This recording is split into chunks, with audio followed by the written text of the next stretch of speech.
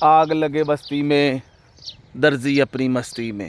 हैं जनाब सस ने दिता सूट होने वाले जवाई नूं कि जनाब इस ईद ते तू ऐ सूट पाना है।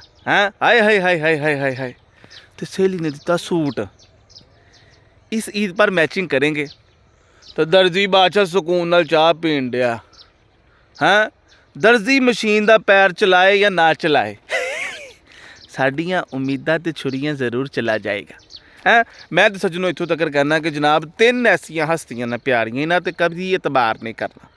हस्ती नंबर 1 सियासतदान, इलैक्शनां तो बाद वादे करके मुकर जाते हैं, हैं लभदे ही नहीं। हस्ती नंबर 2 विआहे वरे दा साथी, है सज्जन विआह तो बाद बदल जाता है। तो हस्ती नंबर 3 दर्जी जी कुछ नहीं हो सकता।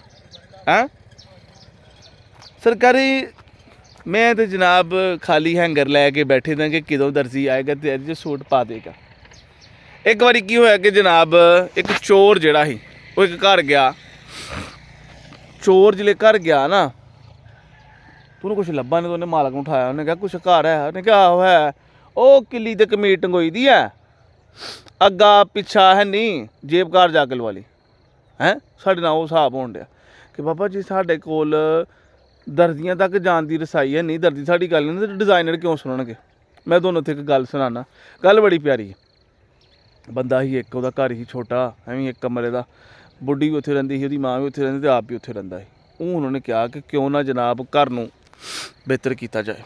वो अपने जनाब एक बाबे को गया, उन्हें कहा जनाब घर आ मेरा छोटा तो मैं बड़ा परेशान है, मैं की करा। उन्हें कहा तू इस तरह कर सुकून नाल ना एक कुक्कड़ रख लै।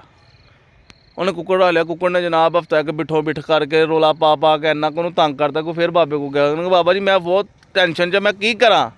उन्हें कहा तू इंज कर तू एक बकरी भी रख ला उत्थे ही। बकरी रखी, बकरी ने मैं किया मेंगना कीतियां पेशाब किया तो जनाब तफन इहो जिहा फैलिया कि फुल परेशान। उन्हें कहा बाबा हुण की करा। उन्हें कहा कोई गल नहीं हूँ तू सुकून नाल जा तो एक खोता भी रख ला। वो गया बाबा उन्हें फिर खोता भी रख लिया। एक खोते ने लिद कर करके तो रौला पा के तो पेशाब बह के जनाब पूरे कमरे की हालत खराब करती। टेंशन बड़ी पै गई, दुखी परेशान बाबे को गया। ने कहा बाबा जी हूँ मैं की करा। बाबे ने कहा कोई गल नहीं हूँ की करना, हूँ तो इस तरह करके जरा कुक्कड़ हैगा ना कुक्कड़ नूं सुकून नाल जनाब बाहर कढ़ दे। उन्हें कुक्कड़ बाहर किया तो उन्होंने बड़ा सुकून जहा महसूस होया। उन्हें कहा बाबा जी मैं तो सुख च आ गया। हफ्ते बाद फिर जिले गया तो बाबे ने कहा हूँ इस तरह कर बकरी भी बाहर सुट दे, बकरी भी बार खुरली बना बकरी वास्ते भी। उन्हें बकरी वास्ते भी खुरली बना ली। बाबा जिले बकरी वास्ते भी खुरली बना उन्हें होर सुख होया। उन्हें कहा बाबा जी हूँ अगे की हुक्म है। उन्हें कहा इंज कर तू जनाब हुण खोता भी बाहर बन। वो जो उन्हें खोता भी बाहर बनिया ना तो बड़ा सुख च आ गया। सेम यही कुछ साढ़े नाल दर्जी करते हैं। सानू जनाब एडा सतानगे एडा तंग करनगे कि जनाब चांद रात आ गई आ तो सूट नहीं मिलता। तो इस चांद रात को एंड जाके तो सूट देंदे ने तो बंदा कहता कि चंगी गल आ सूट तो मिले। बाकी जोड़ा कपड़ा आया मैं लैके करना की है, उन्होंने टेंशन ही बड़ी पीती कि चलो चंगी गल आ सूट तो मिल गया। तो लो जी सज्जनों हसदे रहो वसदे रहो तो खुश रहो आबाद रहो प्यारे हो।